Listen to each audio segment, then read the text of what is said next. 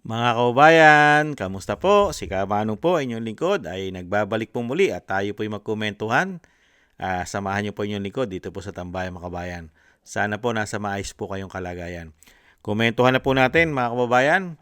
Ito pong party list po na dapat po ito ang iniimbestigahan. Ito po dapat ang talagang tinututukan na imbestigahan.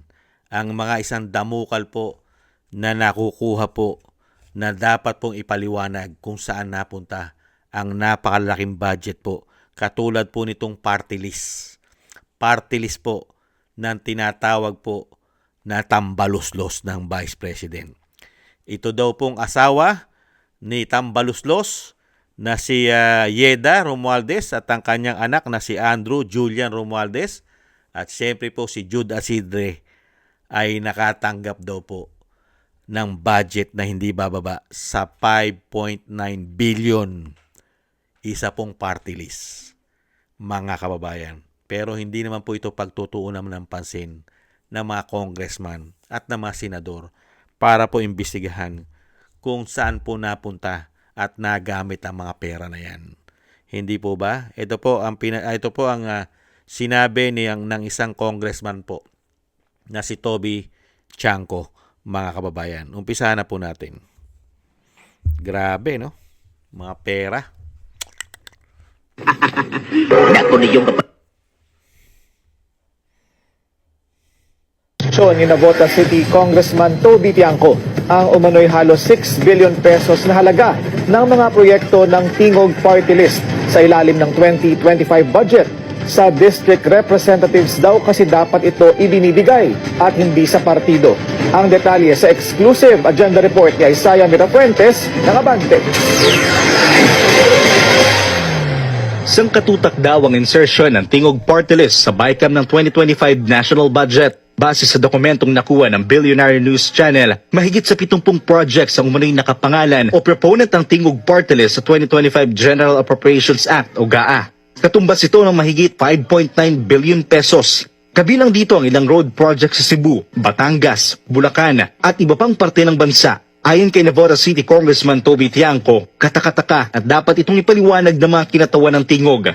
Dahil imbis na ang mga district congressman ang proponent, ibinigay umano ito sa grupo. Kung pagbabasihan ng transparency platform ng DPWH, hindi lahat ng mga nakalistang umano'y BICAM insertions ng grupo ay na-implement. Bagaman kasama sa 2025 GAA, hindi raw ito na ibaba for procurement. Tatlong nakaupong representative ng Tingog sa Kamara. Kabilang dito ang asawa ni dating House Speaker Martin Romualdez na si Yeda Romualdez, anak niyang si Andrew Romualdez at si Representative Jude Asidre na kasalukuyang may girian sa pagitan ni Navota City Congressman Toby Tiangco dahil sa aligasyon ni Tiangco na may suhulang naganap sa botohan ng impeachment case ni VP Sara noong nakaraang taon sa Kamara. Ayon kay Asidre, kinakailangan maglabas si Tiangco ng ebidensya. Sa mensahe ni Tiangco sa Billionaire News Channel, sinabi niyang tanging mga pumirma sa impeachment lang daw na bigyan ng budget para sa infrastructure projects na ipinasok sa BICAM noong nakaraang taon. Mismong si resigned Congressman Zaldi Curao ang may pakana nito na anya ay paniguradong alam ni former House Speaker Martin Romualdez. Git ngayon ni Tiangco, dapat nang bilisan ang pagdinig sa panibagong impeachment complaints laban kay VP Sara para makapag-focus na rin ng Kamara sa isa pang mas mahalagang issue, ang oil crisis. Kasalukuyan pa naming hinihintay ang sagot ni Asidre at ng Tingog Party List kaugnay sa umano'y budget insertion. Para sa agenda, Isaiah Mirafuentes. Grabe na mga katambay, no?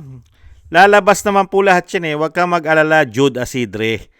Lahat ng mga budget at numero katulad ng 5.9 billion noong 2025 GAA na nakuha po ng inyong party list. Grabe, no? Party list, ha?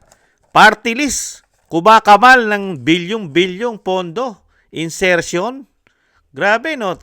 Tinalo pa ang mga district representative ng mga party list. Kaya napakasarap po imbestigahan ito. Lalo-lalo po pagka po ang presidente na ng bansa ay si VP Sara. Napakasarap po imbestigahan ng mga party list. Bakit nakakahawak ng bilyong-bilyong pondo ang mga party list katulad ng Tingog? Kaya dapat po talagang buksan ang mga libro ng mga hayop na ito, di umano.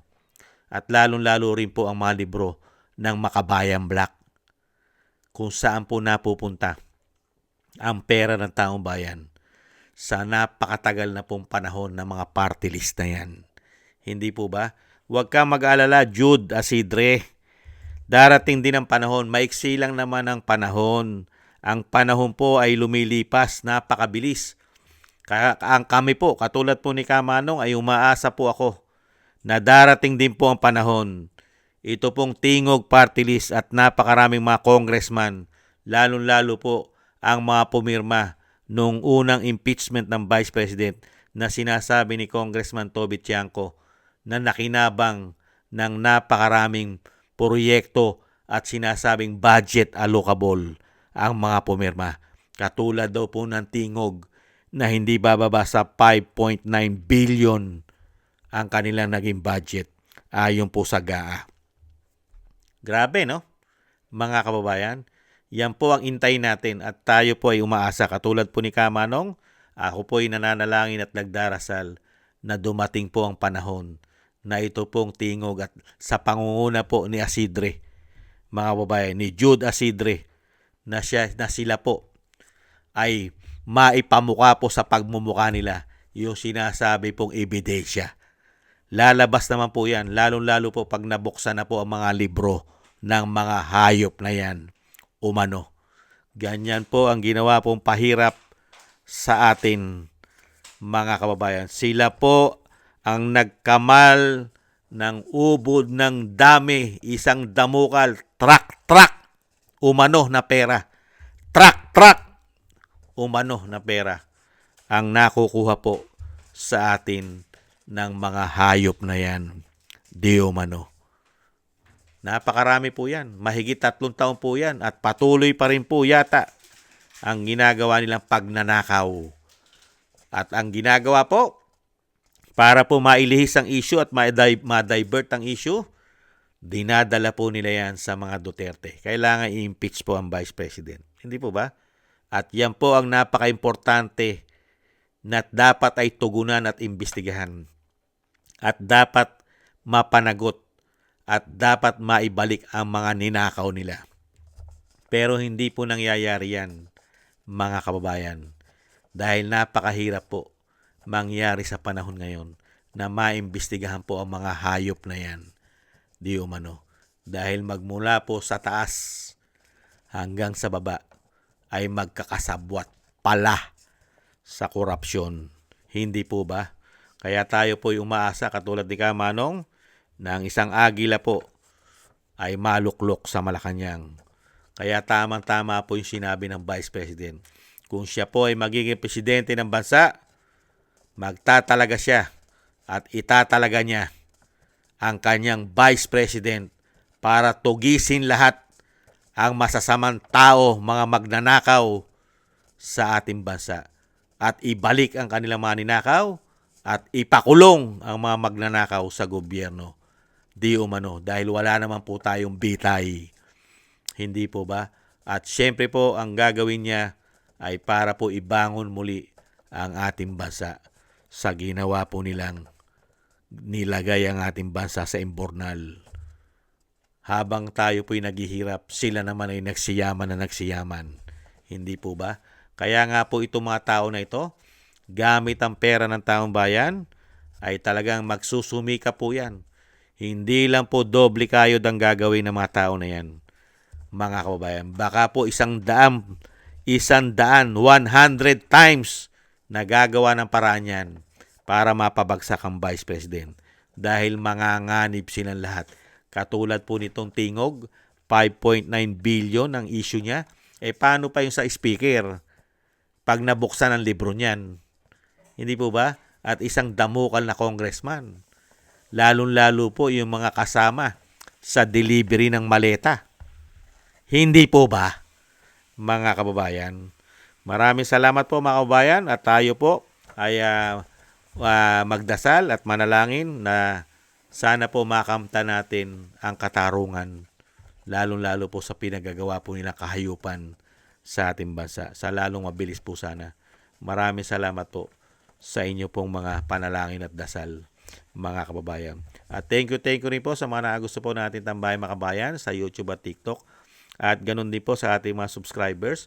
at sa patuloy po nagsusubscribe, sa mga nagko-comment, like, share, and subscribe. Thank you po. Shoutout po sa inyo lahat.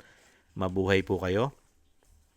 At syempre po, mga kababayan, maraming salamat din po sa mga nagbibigay po ng tulong at biyaya. Maraming salamat po kay Eric Hershon ng Canada, kay Jem Aris ng United Arab Emirates, Ani Jo, Tatay Nick ng Canada, Mila Yi, Jesus Valdepena, Balance Vision TV, Gay at Shena, ako si Pilam, si Baby Roman na Ate Isa ng Cagayan, Julieta Silona ng Sydney, Australia, Gina Ray, Solid DDS ng Berlin, Germany, Jake Yahut ng Maisog, California, USA, at Kingston ng Hong Kong. Thank you po sa inyo mga kabayan, at God bless po sa inyo lahat, at ingat-ingat po kayo, lalong-lalo po sa inyo po mga paggawa. At syempre po yung dasal at panalangin po natin na ang ating pong buong sambayanan, ang ating pong ang pamilya Duterte po, ang ating Vice President, ganoon din po ang dating Pangulo, at ang ating mga soldiers at mga ex-marine ay maingatan po tayong lahat sa kapahamakan at madugtungan pa po ang buhay at kalakasan ng dating Pangulo. Maraming salamat po mga kabayan. Tiis-tiis lang po tayo. Bye-bye!